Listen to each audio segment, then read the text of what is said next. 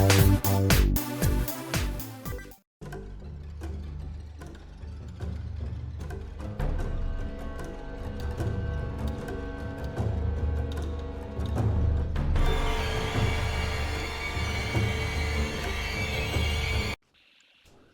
y'all, welcome to Black's Lives. I think it's time to play a little 7 Days to Die. Well, I am on the roof of a working stiff that I just looted my way through. I wasn't paying attention to my indicator, and I didn't clean out my old videos from last week. Jeez, oh Pete's, dude. You don't have the excuse of a bad mouse anymore. Learn to shoot. And so I recorded about 3 minutes before I ran out of hard drive space. So I've been sitting here talking to myself for 20. I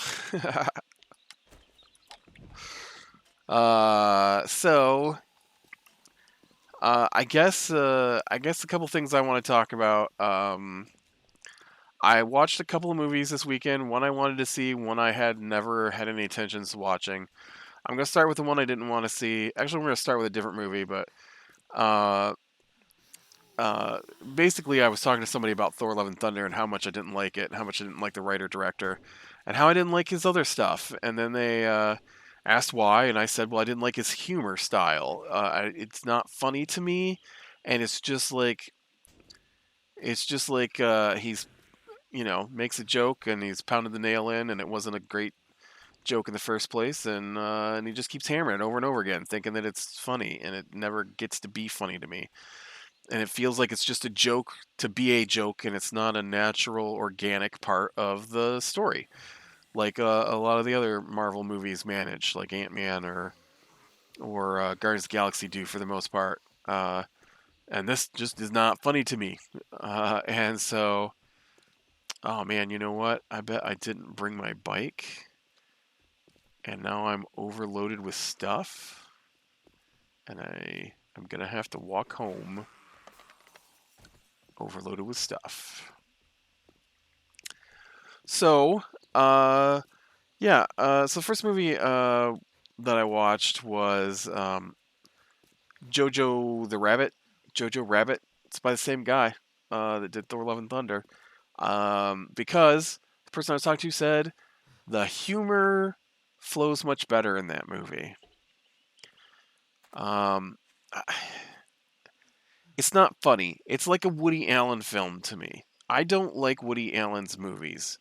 I don't think they're smart. I don't think they're funny. They're just awkward. It's just awkward to me. And like, I know you're trying to be funny, but it's not to me. And so I don't enjoy those kinds of films. They feel like a bad parody of what a real film should be. Uh, and and so it's bizarre. And so I described Jojo Rabbit as like somebody wanted to sit down and make a parody of The Boy in the Striped Pajamas. So if you don't know what The Boy in the Striped Pajamas is, spoilers. The Boy in the Striped Pajamas is a movie about this Nazi officer who gets assigned to a concentration camp during World War II, and his kid befriends a Jewish boy who lives inside the camp. And uh, at the end of the movie, the orders come down to kill all the Jews in the camp. And so that's what they do. But what they don't know is that the boy has gone and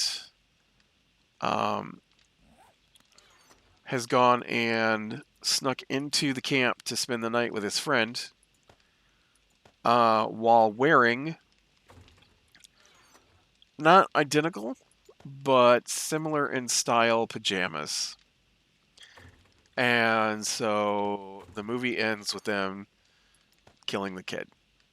Uh, and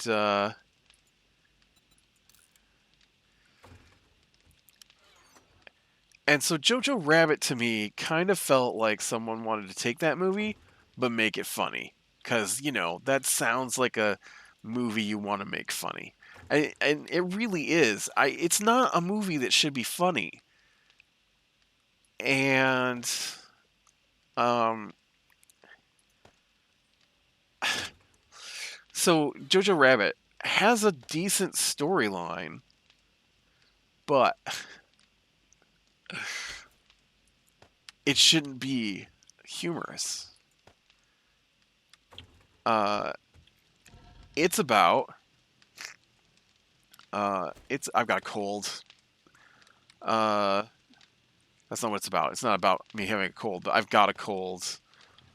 I just kind of sniffed my nose a little bit there. And so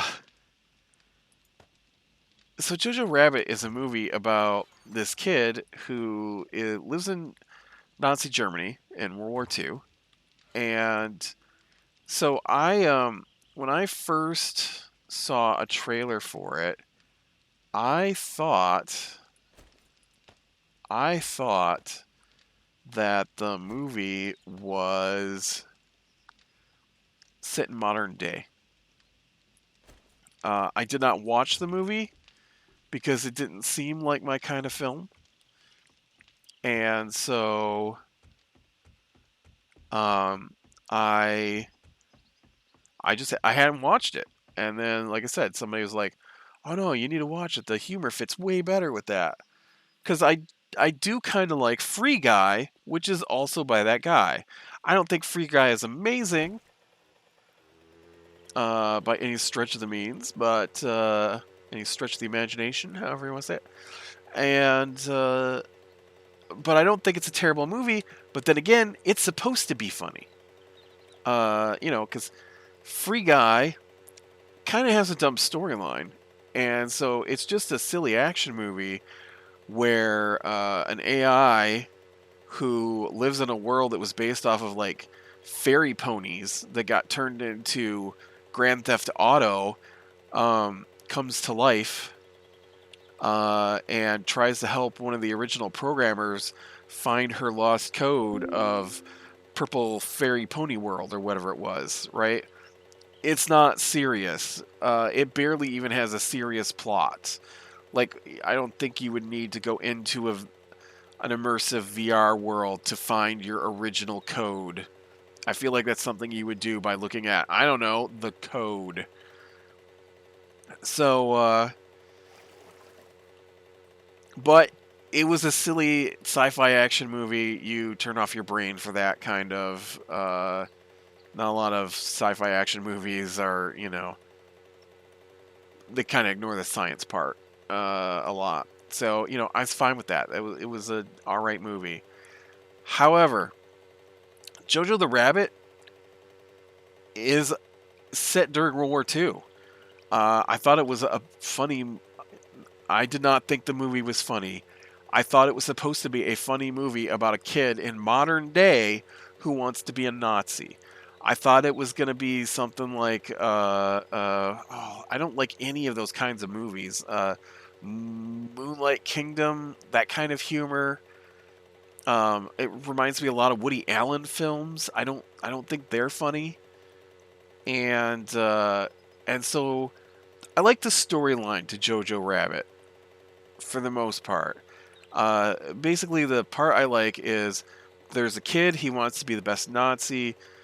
He gets assigned to camp. He goes to camp. At camp, he meets the officer assigned to that area who has lost an eye during the war. He's blinded and he didn't lose it. That officer is gay, uh, although he hides it because obviously Nazi Germany, they'd kill him. And I don't know where to go to find acid. I just went all the way through the hardware and it wasn't there. So I'm kind of looking for a place that might have acid. Maybe this poppin' pills? And so, anyways, he while he's there, they have an accident with a grenade that leaves the kid with scars on his face and a bad leg. It's not really bad, but he does have to go to like therapy for it and stuff. And so, uh, have I been here already? No, I might have. I just the place isn't looted anymore. So he has to go home then because they don't want him around the other kids while looking disfigured, right? And I mean, he doesn't look bad. He's just got some scars on his face a little bit. And while he's at home, he discovers his mother is hiding a Jewish girl in the walls. And so then he he says he's going to turn her in, but then she explains to him that if he turns her in, that they will kill him and her sis. Nope, they will kill him and his mother for hiding Jews. And so he doesn't turn her in. Instead, he decides he can use her as a resource to learn about Jews. And so over the course of the movie, from them hanging out all day, every day together, um, they become friends by the end of the movie. And the mother gets found out at one point, and then she gets hung for being a sympathizer. And when they come in to investigate the house to see if there's any more evidence, they don't find any, and the girl is there, and they he had an older sister. She died. No one really knows that she died. I don't know why. I didn't catch that part in the movie. And so when they ask the girl for her papers, she digs through a drawer. She finds the sister's papers. She looks enough like the sister that she gets away with pretending to be the sister. And because the papers are from like 3 years earlier or something like that, they said. And but she gets the birth date wrong when they ask her for her birth date, and the gay officer is the one who is looking at her papers when they ask the question, and so he says that it's correct and hands her back her papers um, because he understands a bit, uh, being that they would kill him too if they found out about him, and so. Uh, So then after that, they have to. She goes back kind of into hiding in the house, and he has to go and like scrounge for food and stuff because they don't have his mother anymore to bring them food. And then the Americans come uh, and then that's basically the end of the movie. They survived all the way to the end of the movie, and so it's got a decent enough storyline if you were going for an actual movie about what the basic storyline is about. But no, it's a parody, it's a comedy. So it's got imaginary Hitler as his best friend, played by the writer director. Uh, and they do a lot of stuff with like bringing up these old Jewish racial stereotypes, and like he's making a book about it, and so he keeps asking the girl questions and then writing down the stories she tells and bringing up stories he's heard, and then she even goes and uh, sketches the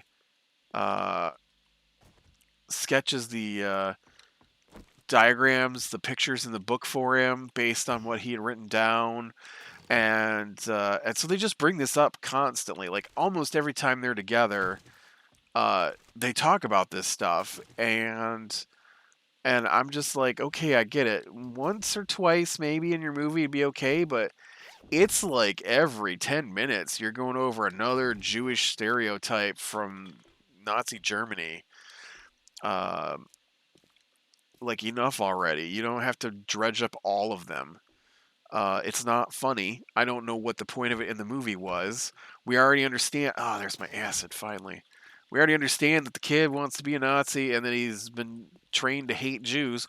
We get it. You don't got to hammer in how much you want to bring up and play Hitler, apparently. And and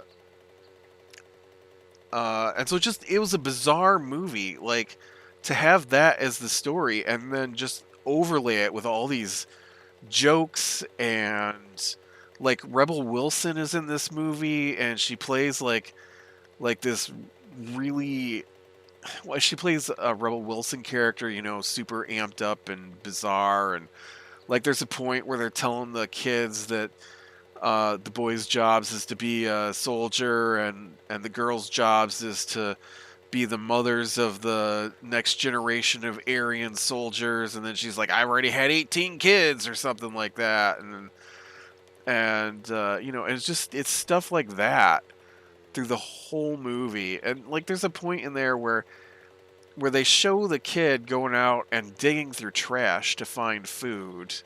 And then when he comes back to eat his soup that he makes from the trash, they then show Hitler sitting across the table from him. Obviously not real Hitler.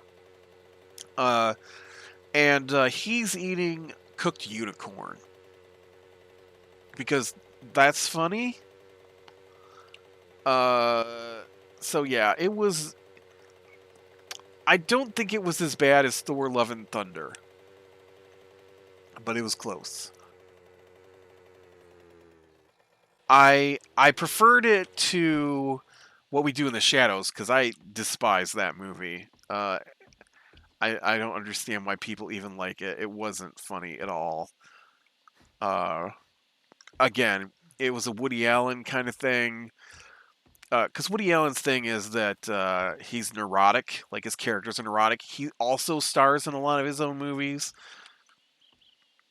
The problem is this isn't the '80s anymore, and you know we've kind of gotten to the point where this stuff isn't considered proper or funny, and so I don't know why they think this kind of stuff is okay. I I mean, I don't think I would have thought it was funny in the '80s either. I've never found Woody Allen to be funny, but it feels like Woody Allen films to me, and I don't like it. I don't like that style of humor. Other people, that's fine. You want to love it, you love it. I hate it. Uh, and so no, I did not find Jojo Rabbit's humor to flow any better than anything else. It was jarring to have a serious storyline where a kid's mother is killed while they try to hide this girl so that she isn't killed next to Hitler eating a unicorn. Oh, the gay guy was played by Sam Rockwell, and there's a point in the movie where he's talking to the kid, and he goes and I need to be getting my stuff here to make my bench. I need to unload this stuff first. I was going to run around in circles out there for no reason, as I do sometimes. Uh, so Sam Rockwell shows him at one point that he wants to redo his officer's uniform, and so it's just it's it's stereotypical again. Uh, he's gay, and so therefore he's going to want to redo his uniform. And when he does redo his uniform, obviously it's going to be, you know, brightly colored and feathers and a cape, because that's funny because it's gay, right? That's why it's funny. Uh, and yeah, so at the end of the movie, when they show him again, he does come out uh, dressed in his uniform. Him and his lieutenant buddy uh, have made their gay Nazi uniforms. Because it's funny, right? Ha ha ha. It's funny. Laugh. Ugh, I hated it. I hated it so much. Uh,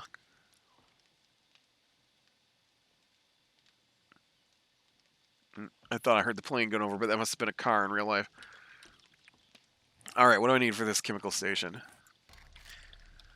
So yeah, I mildly like Free Guy. I hate everything else that guy has done, and I don't think anything's going to change my opinion on that so far. All right, I've got the pipes on me. I need acid. I need, I destroyed those cooking things, and I need them. Uh, I need 100 forged iron. What else was in there?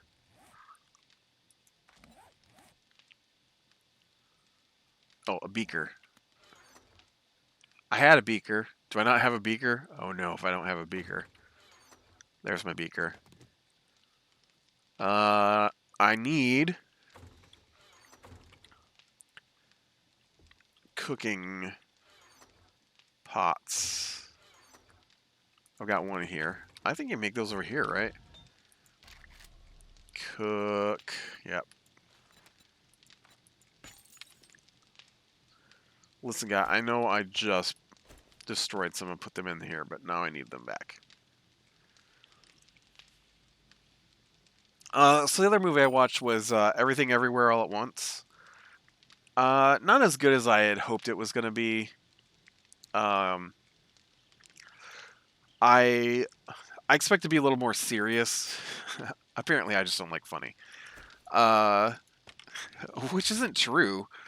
I do like funny. I didn't want that movie to be funny. I guess.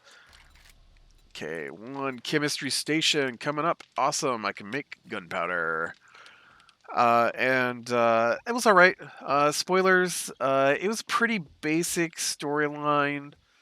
Um, Guy from an alternate universe jumps into her husband's body, tells her that he needs her to fight the ultimate evil. It's kind of like The One with Jet Li from the 90s, I think. Uh, and uh, and so they have the ability to yank the uh, memories and stuff from other people. Does that say 13 minutes? Wow. All right, well, I'm going to go get some supplies then. Uh, and so when you yank the abilities and memories and stuff from the other people, then you can use them in whatever world you're currently in. And so I thought that was cool and all. And everything was okay with the movie right up until the point where they introduced the bad guy had made an everything bagel. And that was what was going to destroy the universe. And by everything bagel, they meant everything. They put everything that exists on a bagel. And it created basically a black hole that was going to absorb everything.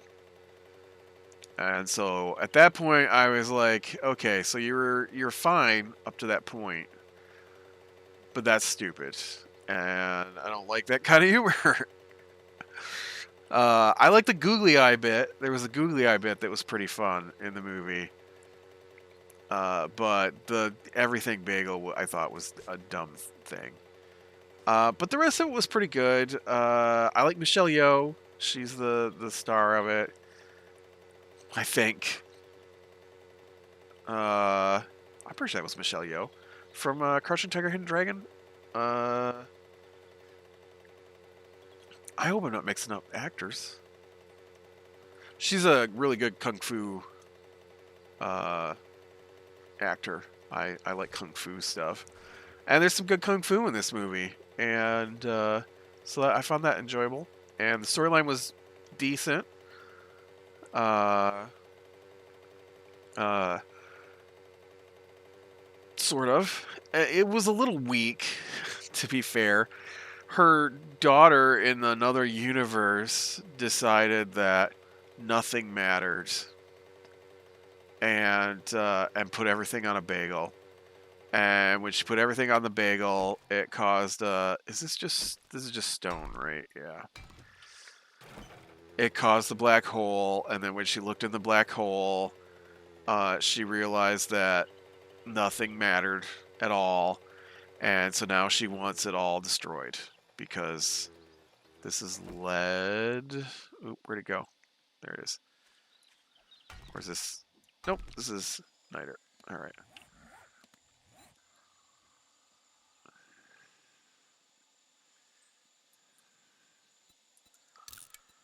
Oh, look, coal is right north of me there.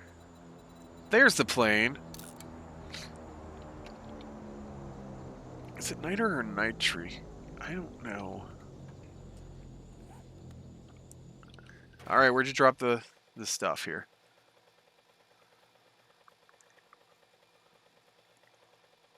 I heard you go over. There it is.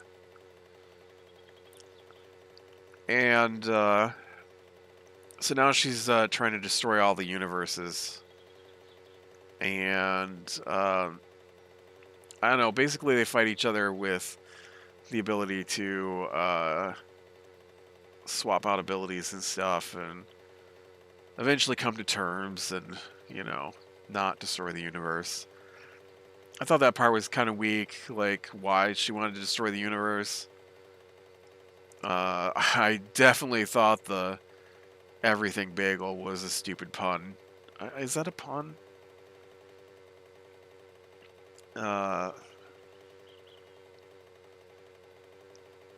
Not sure if that's a pun or not. I'm gonna say it is, because it's an everything bagel, right? Because it's got everything on it, everything in the universe, which makes it a pun, I think. A baked potato, 2 cornbread. I don't think any of this was good. Unless you give me some bullets here. You did. Okay. I take the bullets. I don't need the pipe machine gun, though.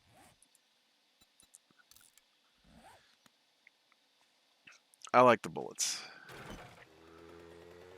So, yeah, I liked it, but I thought it'd be a little more thought-provoking, I guess, than it was. It was a very light kind of nonsense thing.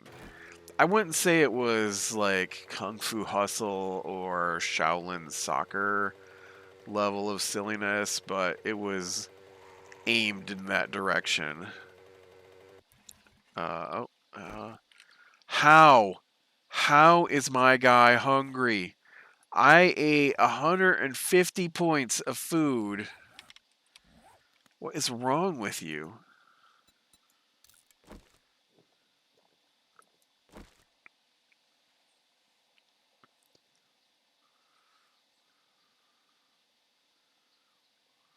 Oh, he apparently gets hungry at half. Well, that's ridiculous. That's way too high to be hungry.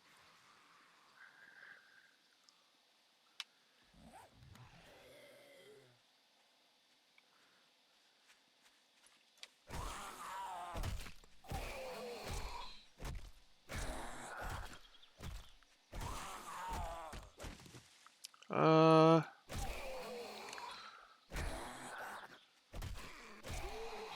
I watched, I'm gonna say it's Korean. I watched a Korean film, as well. I'd watched one, I'd watched it earlier. Not the, okay, I watched 2 Korean films. I think they're Korean. They might be Chinese. I don't know. I didn't pay enough attention. I think it's Korean though. I'm gonna say Korean.